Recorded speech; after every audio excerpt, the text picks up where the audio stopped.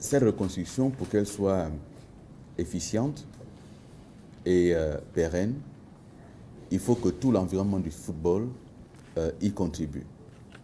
Un championnat, première et deuxième division, qui tient la route, qui ne s'interrompt pas. Parce qu'il n'a pas été dit que ne peut être appelé à la sélection qu'un joueur de première division. Un joueur de deuxième division qui est en forme peut tout à fait être appelé en sélection pourvu qu'effectivement le directeur technique national, le sélectionneur, puisse parcourir le pays pour assister à ces rencontres de deuxième division et même aux différents championnats qui peuvent s'organiser ici et là. Et donc cette reconstruction, c'est d'abord un nouvel ordre dans le football.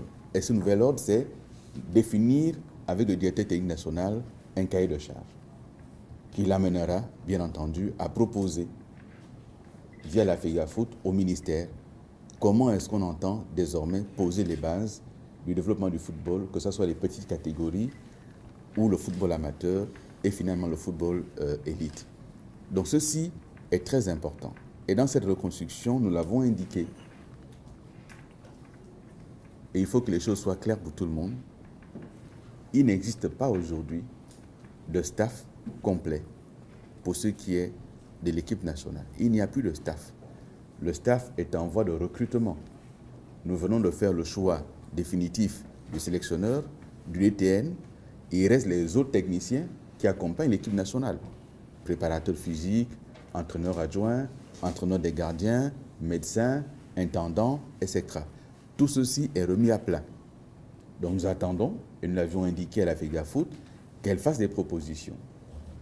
Elle peut proposer un certain nombre de personnes qui étaient déjà là, nous examinerons en fonction des dossiers des uns des autres, mais l'idéal serait effectivement de donner les chances aux nouveaux sélectionneurs de démarrer avec une équipe d'hommes et de femmes qui, bien entendu, sont connus, qui ont fait leurs preuves, mais qui surtout n'ont pas, passez-moi l'expression, de casserole ici et là. Cette reconstruction, c'est également des objectifs qu'on fixe. Notre objectif aujourd'hui, c'est la CAN 2021 au Cameroun. C'est notre premier objectif. Et derrière cet objectif, c'est renouer avec le CHAN.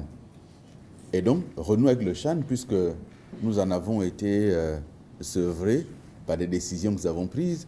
Et maintenant, nous allons être à nouveau autorisés à compétir. Donc, on a une double exigence, se qualifier pour la CAN et préparer, bien entendu, le CHAN.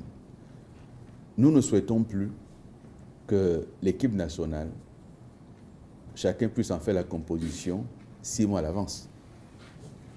Il faut qu'il y ait de la concurrence à tous les postes. Et comme je l'ai indiqué, mais là c'est le ministre des Sports qui s'exprime, et là-dessus, avec mon collègue, nous sommes tout à fait sur la même longueur d'onde, nous trouvons, nous, anormal que, mais pardonnez-moi, ce n'est pas du tout imposer des choix aux sélectionneurs. C'est une question de logique. Si vous organisez un championnat national, c'est pour détecter les meilleurs, pour pouvoir construire une sélection nationale. Si vous avez donc dans votre championnat le meilleur buteur qui n'est pas appelé en sélection, ça pose problème. Qu'il soit appelé et qu'il ne donne pas satisfaction, c'est autre chose. Mais qu'il ne soit même pas appelé, alors qu'il sort d'un championnat, il est meilleur buteur, ça pose quelques difficultés. Et il faudrait donc, lorsqu'on dit que le portail est ouvert, c'est façon seulement d'exprimer que la concurrence va désormais jouer en ce qui concerne la sélection. Et pour cela, le sélectionneur devra avoir les mains libres, devra sillonner le pays, devra assister avec le DTN à toutes les compétitions pour voir le joueur en forme du moment. Nous n'aborderons pas les petites catégories qui relèvent pour le moment de la gestion quasi exclusive de la FEGAFOOT. Comme nous n'aborderons pas, pour ce qui est la reconstruction, le football féminin qui lui aussi est en construction par le biais de la FEGAFOOT.